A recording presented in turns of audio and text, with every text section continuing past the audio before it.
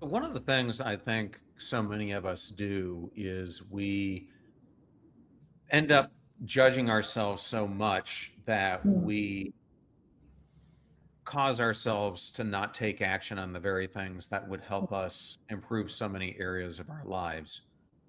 What practices do you help people take to observe without judgment and to help them reinforce that mindset in every day of their life?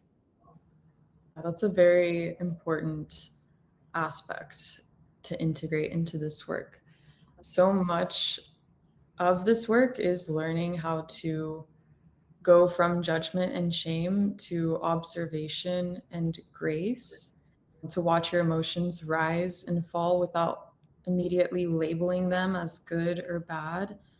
And one way, as part of the practice, that this can be done is to identify those shadow selves and give them a character. So, knowing who those shadow characters are and seeing them as part of you and engaging in dialogue with them. So, a lot of the times there's an inner critic.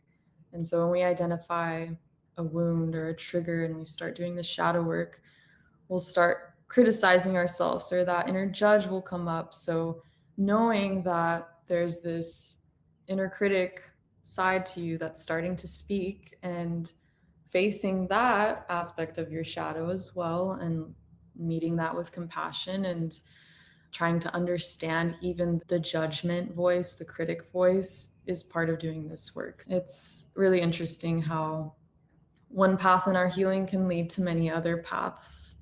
We tend to create our own blockages a lot of the times, but it all comes down to that awareness and openness to dialogue and understand even the inner critic or the inner judge.